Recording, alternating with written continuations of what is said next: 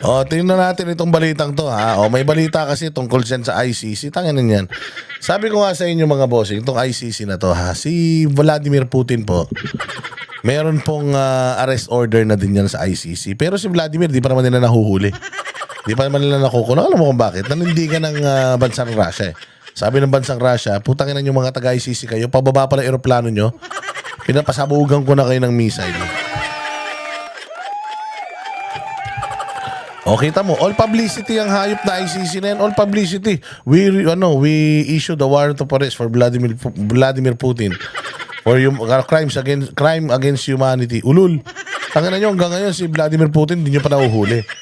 Kasi nga, naniniwala yung bansang Russia na puta, you don't have a wala kayong jurisdiction dito sa amin. At pag kayo pumasok dito, that's invasion, putang ina ninyo. Mamamatay kayo lahat. Dito sa Pilipinas, putang ina niya, tatanga-tanga tong mga dilawang tayo tsaka mga loyalista. Tuwan-tuwa sila sa ICC. Tayo na kapag tayo sa ilalim sa kapangyarihan ng punyetang ICC na yan. Wala na tayong soberanya. Butaragis yan. Lahat ng pinaglaban nila, Jose Rizal, nila Andres Bonifacio noon, para magkaroon tayo ng independensya, putang ina, tinapon nyo lahat sa basura.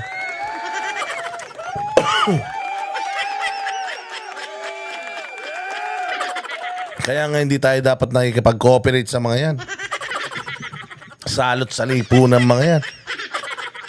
Ang gusto lang talaga ng mga mamulitika. Pakinggan natin itong balita ng TV5. Ng palasyo tungkol sa sinasabing inilabas na arrest warrant laban kay dating Pangulong Rodrigo Duterte kaugnay ito ng crimes against humanity na kinakaharap niya sa International Criminal Court. Para sa iba pang detalye, makakausap natin sa linya ng telepono si Maricel Halili. Maricel, ano ba ang sinabi ng palasyo tungkol dyan? Ruth, wala pang kumpleto ng Malacanang. Nakita nyo, ang dami niyan. Ang dami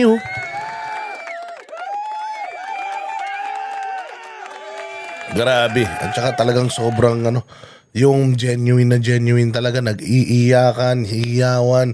At saka sobrang disiplinado nila. Ang galing din ni VP Sara, sabi ni VP. Upo muna bago ako magsalita. Para nakita ng nasa likod, upo muna, kalma. Ang galing, kumakalma talaga, puch. Kumakalma talaga sila. Sabi ko, galing nito ni Inday. Parang leader na talaga. Parang nanay talaga. Upo muna. Ikaw, sigaw ka na sigaw, upo. Kawawa naman nasa likod. Ang galing, sabi ko. Tapos nung sinabi niya na, pupunta ako dyan sa pupunta ako dyan sa inyo, ha. Gusto ko magpasalamat, pero wag nyo akong pagkakaguluhan, ha. Alam ko maganda ako, pero wag nyo akong pagkakaguluhan, ha.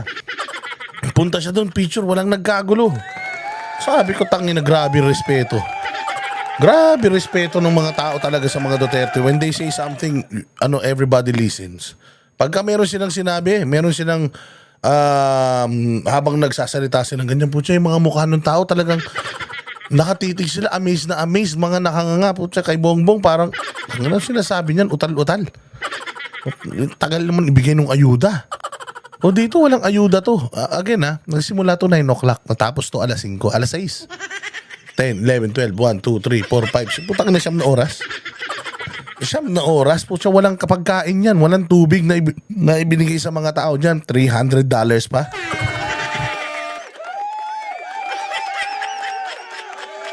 Tarantado talaga to si Chua, sinungaling Kung naglabas na ng red notice ang International Criminal Police Organization o Interpol para arestuhin si dating Pangulong Rodrigo Duterte. Kaugnay ito ng kaso ni Digong na crimes against humanity sa International Criminal Court. Sabi ni Palace Press Officer Undersecretary... Tayo na naman yung tanga, ito na naman yung aso, Sige, ano sasabihin nitong gaganto? Castro, hindi nagbabago ang posisyon ng gobyerno na hindi pa rin kasapi ng ICC ang Pilipinas. Patay ba sinasabi ni J. Ruiz? May sinasabi pa si J. Ruiz na whatever happens, the government is ready. Ganun-ganun pa sinasabing putang ina niyan si Ulo. Pero kapag Interpol ang humingi ng tulong, hindi raw nila ito tatanggihan. Pinuna rin ng Malacanang ang mga pahayag ni dating Pangulong Duterte habang kausap ang mga OFW sa Hong Kong kahapon. Sabi ni Yusek Castro, taong bayan ang dapat na magdeklara kay Digong bilang bayani. Hindi ba? Sabi niya, taong bayan ang dapat magdeklara kay Digong bilang isang bayani. Putang ina, hindi pa babayani ang dating nito? Hindi pa babayani yan? Oy, Claire Castro, bulag ka ba? Punyeta ka? Tayo na, sobrang kulang na yata sa dilig yan. Kaya pati yung mata mo nagdadry na. Sobrang dry na yan. Ate, anak ng tinapay, nakita mo ba, saan ka makakita ng presidente? 3 taon nang tapos. Yung kanyang termino, pinasasalamatan pa. Utangin na kay Bongbong, wala nang kumakaway, wala nang sumisigaw ng BBM. Putangin nang sigurado, wala magpapasalamat dyan. Pag yan namatay si BBM, pag yan puta pumikit, di na dumilat yan. Naghuling hininga yan ngayong gabi. Maniwala ka, magkakaroon ng party bukas. Ang saya ng mga Pilipino. Putangin, hay, salamat. Hay, salamat, wala na. Putangin na, maayos na ang Pilipinas. Hindi maayos ang Pilipinas pag nandiyan yung ulul na yan eh. O hindi ba? So, nagagalit siya. Putang ina mo, Claire, ikaw, wala kang kwentang tao talaga. Bobo ka talaga, wala ka talagang utak. Putangin, sinabi ni PRRD dito, kung ngayon ang guhit ng kapalaran natin, wala.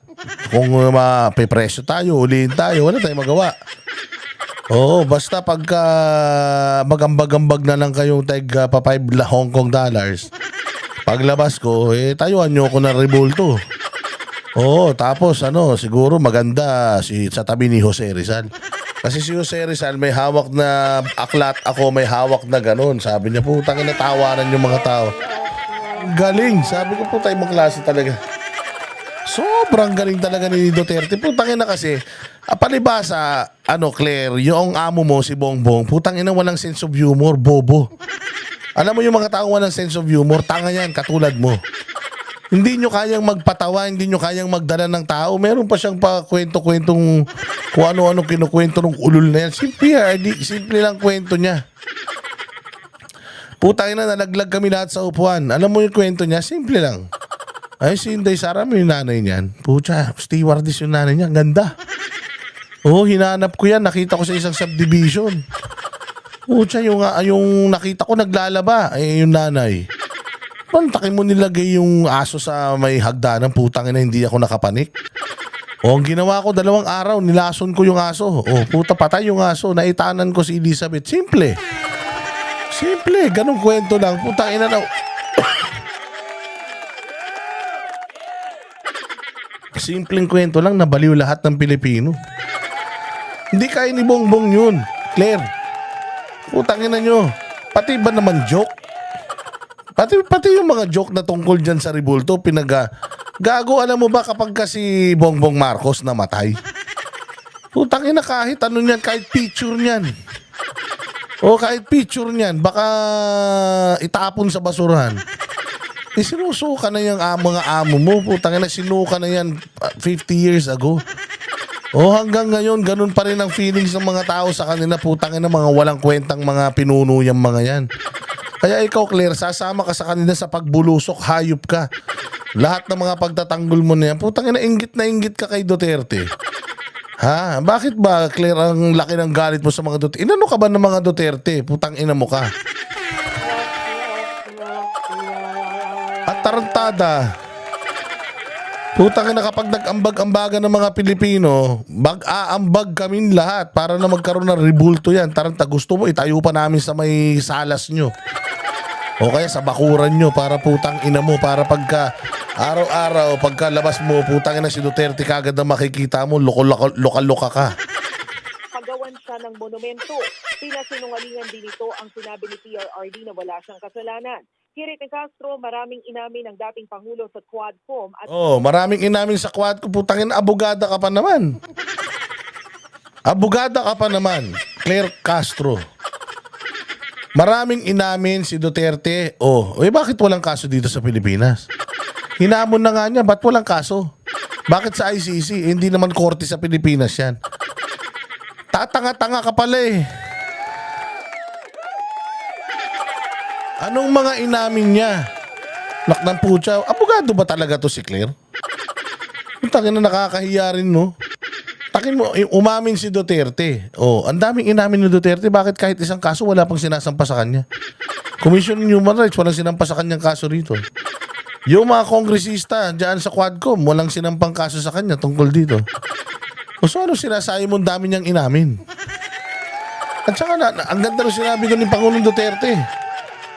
Sabi ni Pangulong Duterte, if ever, yung sinasabi nila is totoo, do you think I'll just kill someone nang wala lang? Ano yung trip ko lang? Patayin yung mga adik, kriminal? Ba't ko pinatay yung mga adik, kriminal? Kaya ko pinatay yung mga yan para sa ating lahat, para sa inyo, para sa Pilipinas. Putangin na to si Claire. Tanungin mo nga amo mo. Claire, tanungin mo nga si Bongbong kung gaano na karaming drug lord na nahuli ng ulol na yan. Napuno na ba ni Bongbong Marcos ng mga pusher, addict yung mga presuhan? Tangina nung panahon ni Duterte, putya, natutulog lahat ng addict sa hagdanan. Punong-puno lahat ng mga detention facilities sa buong Pilipinas. Nagsukuan yung mga addict. Putang ina niyan ngayon, nagsilabasan na naman sila. Nagsitabaan sila ngayon, ngayon ang papayat na naman, putya. Dahil dyan sa amo mo.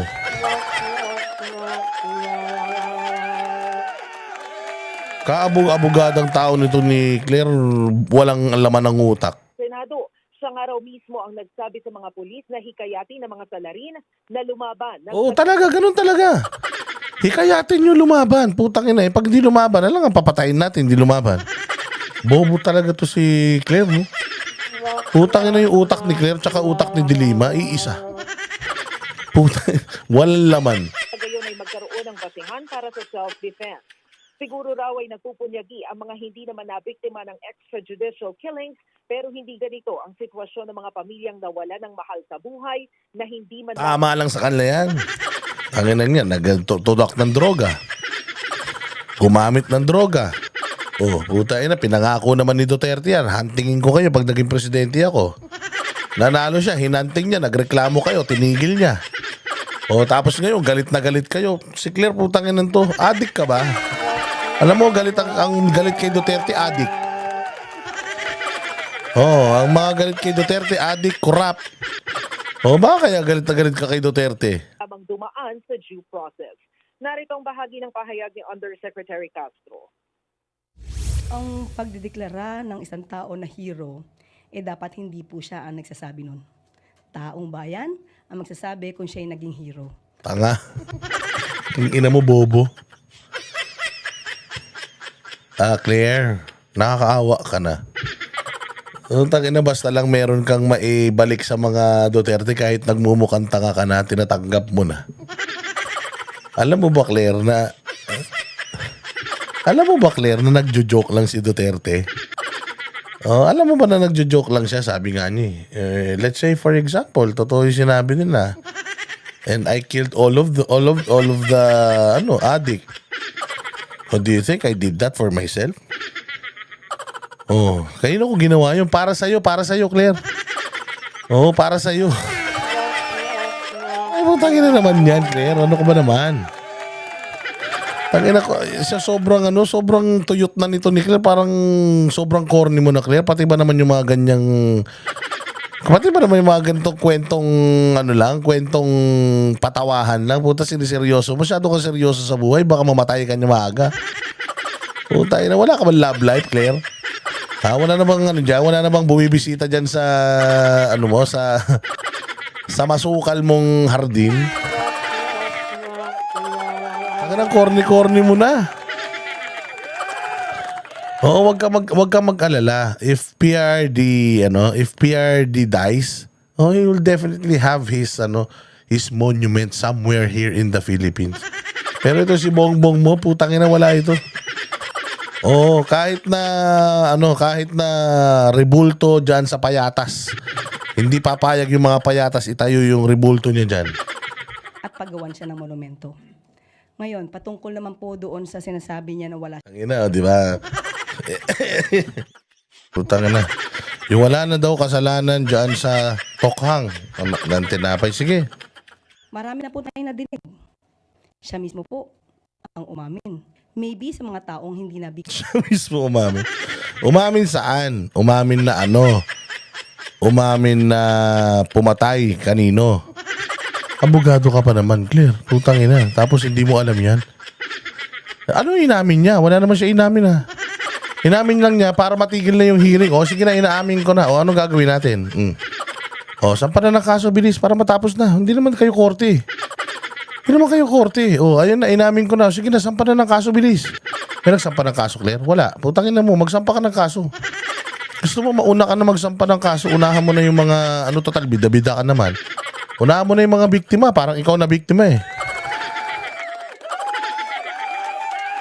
Kaya na kanina, apektado ka doon sa rebulto. Ngayon naman, kung sa kaabuga-abugada mong tao, alam mo naman na yung mga sinabi niya na yon, hindi yun magagamit sa korte eh. Bakit?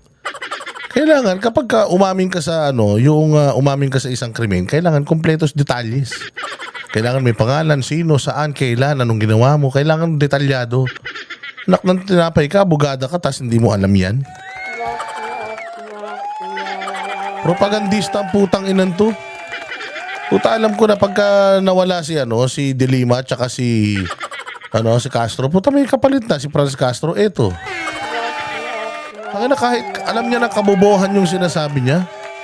Kahit alam niya ng kabobohan yung sinasabi niya, paninindigan pa rin niya. Ganyan ang mga yung mga bayaran. O yan ang mga talagang putya binayaran para maging attack dog lang. Biktima ng EJK at Bloody Tokhang. O bakit? Yung biktima ng mga tinukhang, biktima ng mga adik, ni-rape. Yung tatay, ni-rape yung anak. Yung tatay, pinatay yung buong pamilya niya sa sobrang kasabugan. Pati lola, ni-rape. Lahat pinatay. Ninakawan, mga kapitbahay, lahat kung ano-ano. O paano naman sila? Claire? So mas importante sa yung buhay ng mga kriminal na namatay? Kesa dyan sa mga kesa dyan sa mga biktima? Maaaring nagpupunyagi at umapalakpak. Pero paano naman po yung mga namatayan at yung pamilya na nawalan ng kanilang mahal sa buhay dahil lang sa walang due. Sa totoo lang, Claire, nabanggit na yan ng mga tao before you. Hindi na bago yan. Feeling mo matalino ka? Feeling mo galing-galing mo dyan sa sinasabi mo? Ano na yan? Lumang tugtugin na yan. Yan na yung mga sinasabi ng mga nauna pa sa'yo. Yan na yung mga sinasabi ng mga naunang tanga sa'yo. Dahil yan lang din yung inuulit mo, yan parehas na script pa din. So, wala kayo talagang makitang ibang mali sa mga Duterte, kundi yun lang. Alam mo, kapag kriminal ka, kapag marami kang kasalanan, hindi lang isa krimen mo. Paulit-ulit mong ginagawa yan mula bata ka hanggang pagtanda mo. Yan tanong, meron na ba kayong mga napatunayan dyan sa mga urban legend ninyo? Kay Marcos, marami kami napatunayan. Magmula mo sa tatay niya hanggang sa anak niya, marami kaming patunay na wala silang silbi pareha sa bayang Pilipinas. O kaya kapag tanga presidente, putangin na pati yung mga i-hire niya ng mga tao tanga din katulad nito. Utak taho. Due process na ibinigay sa kanila. Alam mo, dirin-diri sa kanya yung mga dirin-diri sa kanya mga bossing yung Malacanang presko. Akala niya gandang-ganda sa kanya. Akala niya talinong-talino sa kanya. Hindi niya alam, pinagtitripan lang siya ng barangay ng Malacanang presko. Alam mo ba na binibigyan siya ng mga pain na question tapos sagot siya ng sagot? Pag tinanong mo, is that the position of the president? No, this is my personal opinion. Putangin na. Nagbibigay ka ng personal na opinion mo. Hindi ka naman binayaran ng tao para magbigay ng personal na opinion mo. Kung gusto mo magbigay ng personal na opinion mong gaga ka, doon ka sa vlog mo, mag-vlog ka maghapon, magbigay ka ng personal na opinion mo. Lokohin mo yung mga viewers mo, yun pwede. Pero dito sa buong Pilipinas, binabayaran ka ng buwis ng taong bayan, tapos personal opinion, yung gagamitin mo dyan. Puta, hindi trabaho ng PCO yan, tanga.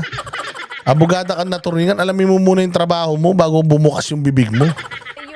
Ilang ahensya kasi ng gobyerno yung nagsabi na yung ayaw pa rin mag-confirm ng... Ilang ahensya ng gobyerno nagsabi ayaw mag-confirm. May ICC ba? May ICC? Tanginan yan. Sabi ko nga sa inyo, si Vladimir Putin meron ng ICC. Meron ng warrant of arrest yan sa ICC. Hanggang ngayon, hindi pa yan na i-execute. Bakit? It's up to the country kung pakikinggan nila o hindi. It's still our police. Kahit may Interpol na involved, police pa din natin.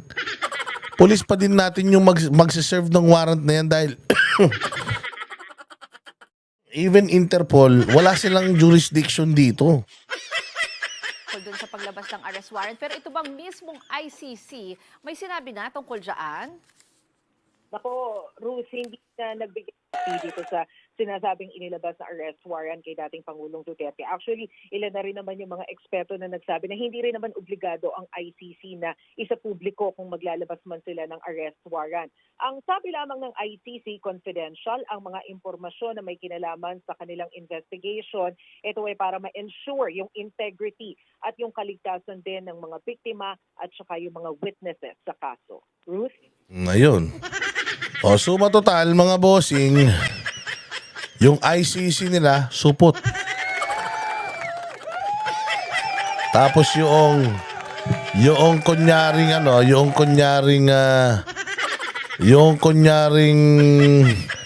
tawag dyan, yung dyan sa may Davao na daming pulis, huhulihin daw. Oh, pucha ka na, gumawa lang talaga sila ng ingay. Gumawa lang sila ng chismis, kunyari maraming pulis, dineploy. Gumawa lang sila ng ganon para para ma-derail yung tao. Yung focus mapunta sa kanila. Mapunta dyan, hindi mapunta yung focus saan? Sa palakas na PDP senatorial slate ni Pangulong Duterte. At palakas yung clamor ng tao talaga sa mga Duterte at pahina naman ng pahina lahat ng akusasyon nila. Kaya balik na naman yung ICC. So, sabi nila, arestuin si Duterte. Wala naman silang warrant. At saka, arestuin mo si Duterte. Hindi naman tayo sa clown ng ICC. Hindi nga tayo member niyan eh. Hindi pag ginawa nyo yan, di skandalo yan sa buong mundo. Putang ina. Ang galing, mantakin mo. Ito ay isa sa pinakamagaling na presidente sa buong mundo 6 years ago. Bilib na bilib lahat ng bansa sa kanyang tapang at sa kanyang war on drugs. Tapos, puta mga kababayan niya mismo ang nagpapakulong sa kanya. Anong klaseng Pilipinas tayo? Anong klaseng bayan tayo? Bayan tayo ng mga makapili at ng mga traidor?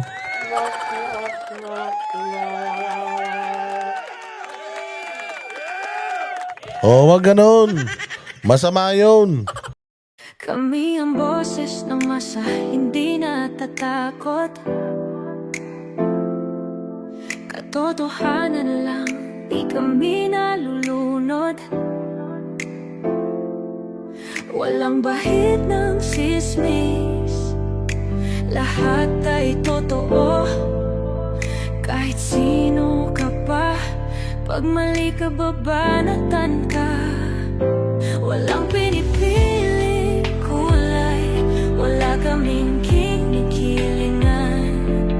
Basta para sa bayan, kami lalaban.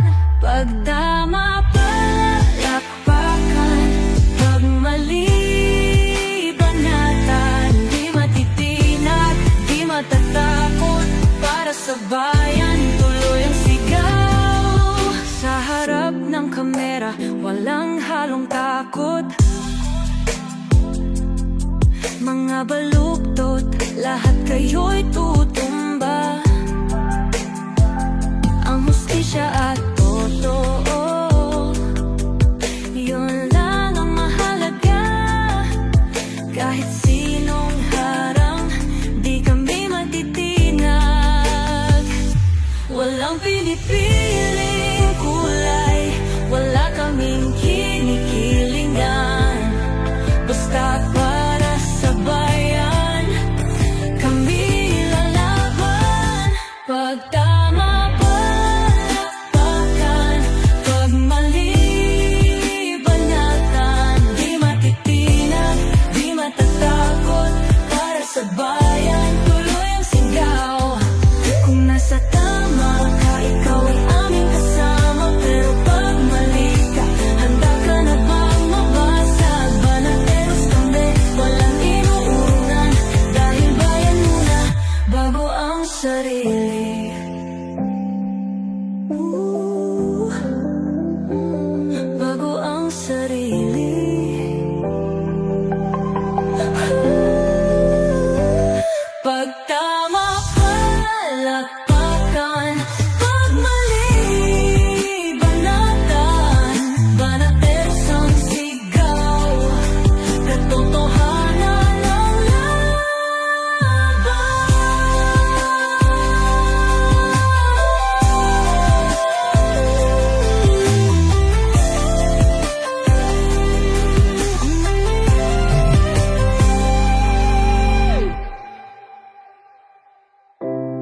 sa harap ng kamera.